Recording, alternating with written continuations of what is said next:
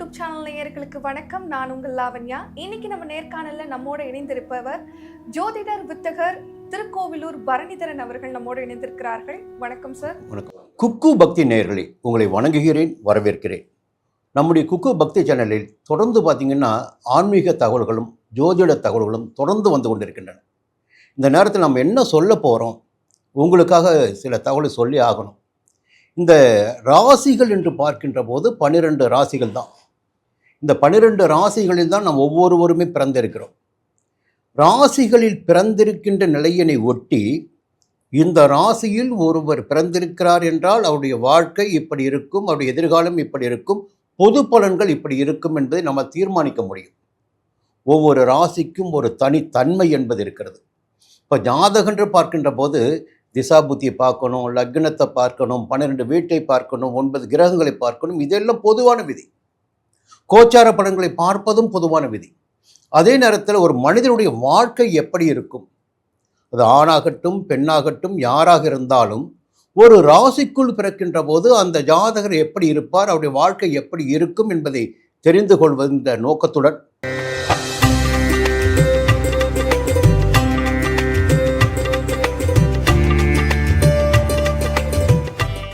சிம்ம ராசி நண்பர்களே, உங்களை பற்றி நான் நிறைய பேசியாகணும். இந்த 12 ராசிகளில் பார்த்தீங்கன்னா மிக மிக சிறப்பான ஒரு உச்சத்தில் இருக்கின்ற ராசி பார்த்தீங்கன்னா சிம்ம ராசி. இந்த வானத்திற்கு ஒரே சூரியன் தான் சொல்லுவாங்க. 12 ராசிகளுக்கு பார்த்தீங்கன்னா ஒரே சூரியன் தான், ஒரே சிம்மந்தான். இங்கே இந்த சிம்ம ராசியில் பிறந்தவர்களை பற்றி பார்க்கின்ற போது ஒரு நிறைய பார்வை உங்களுக்கே தெரிய வரும். என்னென்னா, பிரபலமான அரசியல்வாதிகள், பிரபலமான அதிகாரிகள், செல்வாக்கோடு இருப்பவர்கள். இந்த ராசிக்குள்ளே தான் மகம் வருது, பூரம் வருது. புரியுங்களா? மகம் என்பது மகத்தில் பிறந்தால் ஜெகத்தை ஆளலாம் சொல்லுவாங்க. அப்போது மற்ற கிரகங்களுக்கெல்லாம் 2 ராசிகள் இருக்கின்ற போது சூரியனுக்கு மட்டும்தான் ஒரே ராசியான சிம்மம். அதுவும் திரிகோண ஸ்தானமான 1, 5, 9 என்று கணக்கிடுகின்ற 3 இடங்களிலும் சூரியனின் கால் பதிந்திருக்கும். அப்போ பார்த்தீங்கன்னா இந்த முழுமையான ராசி சிம்ம ராசி. சிம்ம ராசி என்பது சூரியனுடைய ஆதிக்கம் கொண்ட ராசி. இன்னும் பார்த்தீங்கன்னா இது ஸ்திர ராசி சொல்லுவாங்க. பிறக்கும் போதே ஒரு செல்வாக்கோடு பிறந்திட ராசி இந்த சிம்ம ராசியில் பிறப்பு. புரியுங்களா? அதே போல் பார்த்தீங்கன்னா எந்த இடத்தில் பிறந்திருக்கிறார்களோ, எந்த பகுதியில் பிறந்திருக்கிறார்களோ அந்த இடத்தில் செல்வாக்கோடு வாழ்ந்திடக்கூடியவர்கள். இப்போ பார்த்தீங்கன்னா மகத்தில் பிறந்துட்டாங்க ஒருத்தருங்க, அவங்க முதல்வராக இருந்தாங்க. அதே நேரத்தில் மற்றவர்களால் ஏன் முதல்வராக வர முடியவில்லைன்னு நீங்கள் கேட்கலாம். மகத்தில் பிறந்த மற்றவர்கள் பார்த்தீங்கன்னா ஒருத்தர் எம்எல்ஏவாக இருக்கலாம், ஒரு பஞ்சாயத்து போர்டு தலைவராக இருக்கலாம், ஒரு அரசியல் கட்சியில் முக்கியமான பிரமுகராக ஆயிருக்கலாம். இது என்ன வித்தியாசம்? இங்கே தான் நம்ம கவனிக்கணும். இதுதான் கர்ம வினை. கடந்த பிறவியில் நாம் செய்த பூர்வ புண்ணியம் சொல்லுவாங்க பாருங்கள், அதற்கேற்பத்தான் நமக்கு இந்த பிறவியில் நாம் எந்த இடத்தில் இருக்க வேண்டும், எந்த உச்சத்தை நாம் எட்ட முடியும் என்பதை கர்ம வினைதான் தீர்மானிக்குது. காலம்தான் நகர்த்தி கொண்டிருக்கிறது. அந்த காலம் நகர்த்தி கொண்டிருக்கின்ற நிலையிலும் சிம்ம ராசியில் பிறந்தவர்கள் பார்த்தீங்கன்னா ஒரு அதிர்ஷ்ட ராசியில் பிறந்தவர்கள் மாதிரி எல்லா இடத்துலையுமே பளிச்சுன்னு இருப்பாங்க. அது அரசியலாகட்டும், அதிகாரமாகட்டும், வியாபாரமாகட்டும், எந்த இடத்தில் சிம்ம ராசியில் பிறந்த ஒருவர் இருக்கிறாரோ, அமர்ந்திருக்கிறாரோ அந்த இடத்தில் அவர்தான் முதன்மையானவராக இருப்பார். அவரை சுற்றி தான் கூட்டம் இருக்கும். அப்போ அந்த அளவிற்கு ஒரு ஸ்திரமான ராசி சிம்ம ராசி. இது பார்த்தீங்கன்னா நெருப்பு ராசி வேற. இப்போ நெருப்பு ராசி பார்த்தீங்கன்னா ஒரு 3 ராசி தான். அதில் சிம்மம் 1, அடுத்து தனுசு, மேஷம், சிம்மம், தனுசு. அப்போது இந்த நெருப்பு ராசியில் பிறந்த காரணத்தினால் பார்த்தீங்கன்னா இயல்பாக ஃபயர்ன்னு இருக்கும்.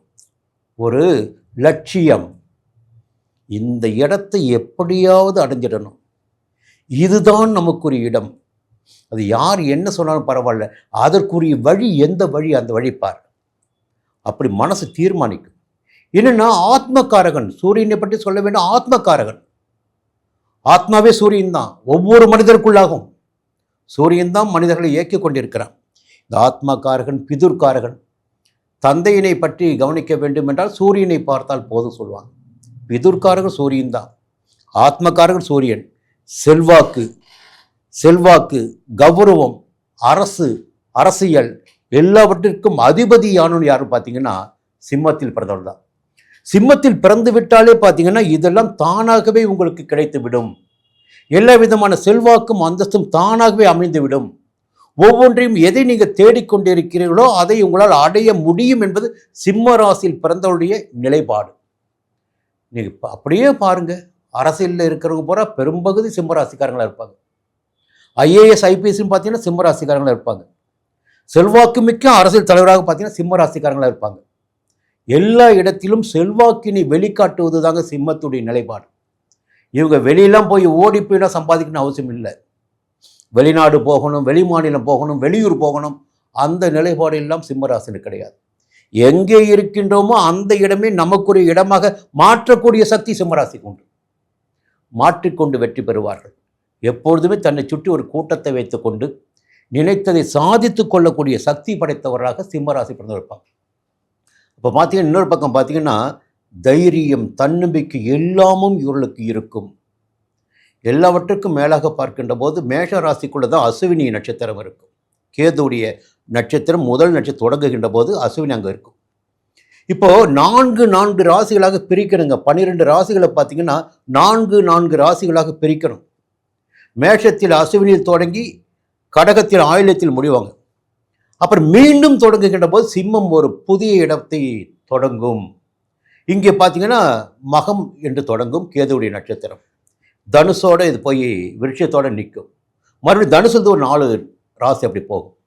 அப்படி போகின்ற போது முதல் 4 ராசிகளுக்கு ஒரு தன்மை இருக்கும், அடுத்த 4 ராசிகளுக்கு ஒரு தன்மை இருக்கும். அதில் முதன்மையான ராசியாக இருப்பது பார்த்தீங்கன்னா சிம்ம ராசி.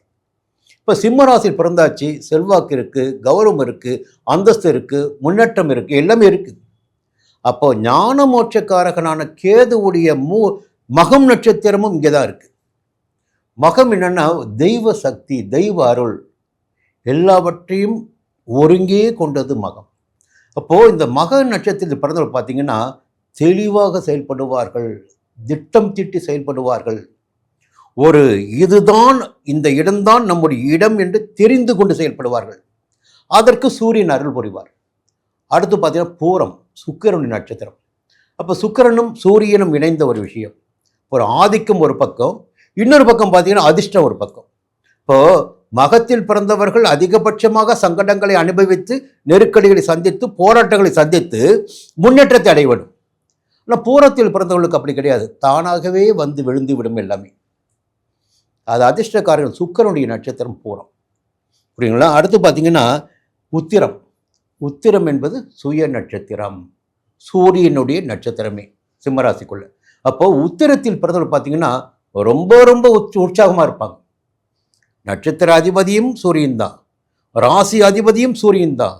ஒரு தனித்துவமானவர்களாக இதுதான் நான் என்று திட்டவட்டமாக வெளிப்படுத்திடக்கூடியவர்களாக, எவருக்கும் அஞ்சாதவர்களாக, எந்த இடத்திலும் முதன்மை பெற்றவர்களாக இந்த உத்திரம் நட்சத்திரத்தில் பிறந்திருப்பாங்க. சரி, இதெல்லாம் பொதுவான நிலை. ஆரோக்கியமாக இருப்பார்கள், செல்வாக்கோடு இருப்பார்கள், சந்தோஷமாக இருப்பார்கள், வாழ்க்கையை தன்னுக்கு வசப்படுத்திக் கொள்வார்கள் என்பது பொதுவான நிலை. நெருப்பு போல எப்போதும் பிரகாசித்துக் கொண்டிருப்பார்கள், எல்லாமே பொதுவான நிலை தான். ஆனால் இந்த நேரத்தில் இவர்களுக்கு எந்த விதமான நவரத்தினங்கள் கை கொடுக்கும்? பொதுவாக மகத்தில் பிறந்தவர்களுக்கு, மகம்தான் கேதுவுடைய ஆதிக்கம், வைடூரியம் கை கொடுக்கும். பூரத்தில் பிறந்தவர்களுக்கு வைரம் கை கொடுக்கும். உத்திரத்தில் பிறந்தவர்களுக்கு மாணிக்கம் கை கொடுக்கும். ஏன்னா சூரியனுடைய நட்சத்திரம் உத்திரம். பொதுவாக சிம்மராசினருக்கு மாணிக்கம் பொதுவாகவே பொருத்தமாக இருக்கும். இந்த அதிர்ஷ்ட கற்கள் இவர்களுக்கு யோகத்தை அதிகபட்சமாக வழங்கும். இன்னொரு பக்கம் பார்த்தீங்கன்னா எந்த நிறம் இவர்களுக்கு, சூரியனுடைய நிறம் என்று பார்த்தால் சிவப்பு பிரதானமானது, இரண்டாவது வெண்மை. அடுத்து கேதுவுடைய ஆதிக்கத்தில் மகத்தில் பிறந்தவர்களுக்கு பல வர்ணங்கள் கை கொடுக்கும். எந்த வர்ணமும் கிடையாது. கேது ஞான மோட்சக்காரர்கள் இல்லைங்களா, அப்போ எல்லா வர்ணமும் கை கொடுக்கும். சுக்கிரனில் பிறந்தவர்களுக்கு பார்த்தீங்கன்னா சுக்கிரனும் அதிர்ஷ்டக்காரகன், கலைக்காரகன், வெண்மையான நிறத்தை கொண்டவன் சுக்கிரன். அடுத்து சூரியன் சிவப்பு நிறம். உத்திரத்தில் பிறந்தவர்களுக்கு நிறம் என்றால் இவர்களுக்கு சிவப்பு, வெண்மை, பல வர்ணம் கை கொடுக்கும் இந்த ராசினருக்கு. இப்போ திசை என்று போகின்ற போது எந்த வாசல் வீட்டில் இவர்கள் வசிக்கலாம், எந்த பக்கம் சென்றால் நன்றாக இருக்கும். ஒரே ஊரில் பிறந்துடுவாங்க, சின்ன ஊராக இருக்கும், பக்கத்து ஊருக்கு போக வேண்டியதாக இருக்கும், அங்கே போய் வசிக்க வேண்டிய சூழ்நிலை வரும். அப்போ போகின்ற போது பொதுவாக இந்த நடு திசை கிழக்கு பக்கம், கிழக்கில் கூட மையமாக ஒரு வாசலை வைத்து குடும்பம் நடத்துகின்ற போது, வீடு கட்டி வசிக்கின்ற போது அங்கேயோருக்கு நல்ல வசதி வாய்ப்புகள் அதிகரிக்கும். மகத்தில் பிறந்தவர்களுக்கு பார்த்தீங்கன்னா வடமேற்கும் தெற்கு திசையும் கை கொடுக்கும். பூரத்தில் பிறந்தவர்களுக்கு கிழக்கு திசை கை கொடுக்கும். சூரியன் முதலே சொல்லிட்ட உத்திரம், அவங்களுக்கு கிழக்கு நடுக்கிழக்கு அந்த திசைகள் சாதகமாக இருக்கும். இதற்கு மேலாக பார்த்தீங்கன்னா எந்த தெய்வத்தை வழிபடுவது, பொதுவாக எல்லாருக்குமே பார்த்தீங்கன்னா தமிழ்நாட்டில் ஆயிரக்கணக்கான கோவில் இருக்குது. இந்த கோவிலுக்கு போகிறவங்களாம் இங்கே போனோம் அங்கே போனோம் அங்கே போகணும்னு சொல்கிறாங்க. அப்போது நமக்கு எது தேவை, நமக்கு எந்த ஆலயத்திற்கு போகணும், மருந்து கடையில் 1000 மருந்து இருக்குது, நமக்கு எந்த மருந்து நம்ம தெரிஞ்சுக்கணும். அப்போது இந்த சிம்ம ராசியில் பிறந்தவர்கள் சூரியனார் கோவிலுக்கு சென்று வருகின்ற போது நன்மைகள் அதிகரிக்கும், தேவைகள் பூர்த்தியாகும் என்பது பொதுவான விதி. இதற்கு மேலாக நெருப்பு ராசியான சிம்மத்தில் பிறந்தவர்களுக்கு திருவண்ணாமலையில் இருக்கின்ற அருணாச்சலேஸ்வரருடைய வழிபாடு என்பது மேலும் யோகத்தை உண்டாக்கும் என்று சொல்லிக்கொண்டு, பொதுவாக சிம்ம ராசியில் பிறந்தவர்கள் யோகசாலிகள், பலசாலிகள், எல்லாவற்றையும் அடைந்திடக்கூடிய திறமை மிக்கவர்கள் சொல்லி மீண்டும் அடுத்த பதிவு சந்திக்கிறேன் விரிவாக. நன்றி, வணக்கம்.